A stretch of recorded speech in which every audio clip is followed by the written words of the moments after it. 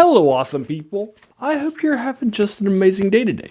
Today we're taking a look at the next short story in this Shakespeare versus Cthulhu mythos collection. I'll link you to the comments below. It's from 2016. All these short stories are sort of retellings of Shakespearean plays, or some that are inspired by them but aren't retellings of them from a Cthulhu mythos world, sort of an inspect. And this is Terrors of the Earth by Pat Kellehere. It's 26 pages long. I knocked it out last night in a little more than an hour, like an hour and 5 minutes or an hour and 10 minutes. So, as a reminder, this channel, I came across this collection because it's edited by Jonathan Green and it's linked to on his webpage. I recently read a lot of his things in this collection that were of game books that he read or edited and kickstarted and that sort of a thing, in Finding Fantasy or the Ace Game Books series and such, like Alice's Nightmare and Wonderland and stuff like that. So I came across this and thought it would be fun for me to knock it out and read a bunch of short stories from it. This is in Act 3.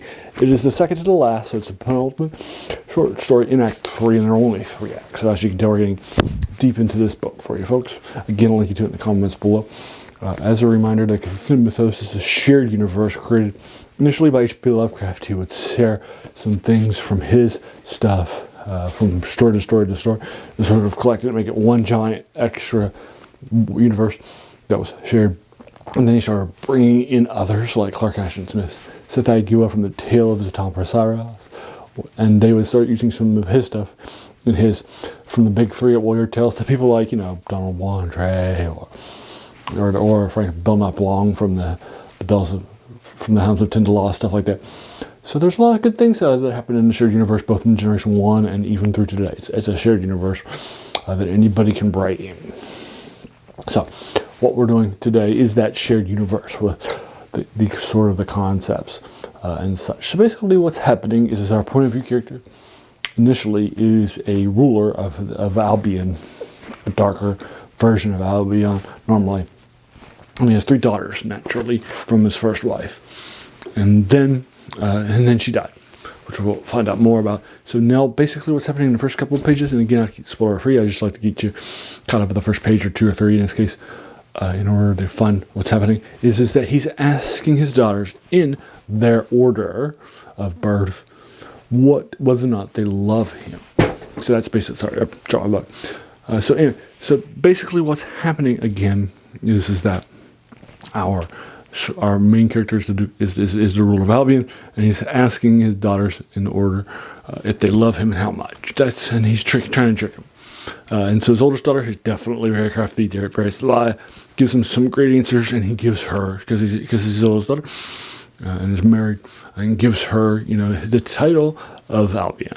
And then his next oldest daughter is definitely very crafty, very sly, and she gives great things that he knows. She doesn't believe, just like the first one. But he gives her a third of his land, and then he asks his youngest daughter, who doesn't have any slyness to her, graciousness, and he's trying to trick her. And so and then she winds up just giving him basic stuff that's truthful. I love you just because you gave birth to me, because you're my dad. You sustain me, and I love you like that. She gives a truthful answer, not a sly answer or totally honest.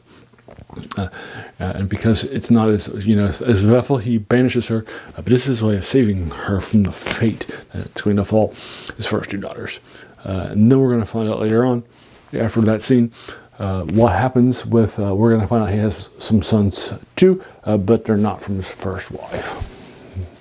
We're going to find out some darker, more Cthulhu mythos takes on them. So basically, the beginning of this is then the sort of the battle and the internecine fightings of these of this family, of this ruler of Albion, and then the middle of it is sort of hard to catch, and I definitely lost it at times. And then the end's fine too. I don't mind it. It starts off fine, but a little less powerful because it's just political drama. I think the ending is fine too for like the last 6 pages, but it just totally lost me in the middle. So I don't think that this was a particularly strong thing to be the longest read at 26 pages on it and more than an hour. and a half. Well, the previous one was an hour and 5 minutes. So this was a 22-page long one, and this one feels more 26 pages as you would expect in the oversized collection. So I'm probably going to be giving this more like a 5 out of 10. It's okay. I'm glad I read it. I'm not upset that it was in this collection, but I just don't feel like this is one of the stronger ones. We've had 8s, 8.5s, 7.5. We've had some strong short stories in this, and I just don't feel like this one is one of the better ones by Pat. But it's fine. I don't mind it by being here. But there you are. But your mileage may vary. So have you read it? If so, what do you think about it? If you read it, let me know your thoughts in the comments below. Or if you agree to disagree with my 5 out of 10, we can talk about that too. Again, no spoilers. Again, I try to keep this spoiler free, so please no spoilers in the comments. I can only hear Jonathan Green's edited short story. And so there you are. So if you like this, why not hit the like button, the bell icon if you're feeling frisky. Let your friends know and to hit and subscribe too.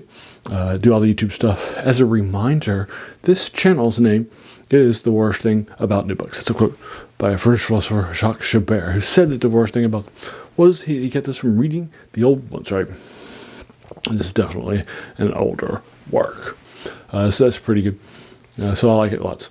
So there you are. But this is like 8 years old, but it's not really. People typically are talking about, the last year, the last couple of months of stuff. Right, and this is 8 years old, and people are probably paying in and knowing about it.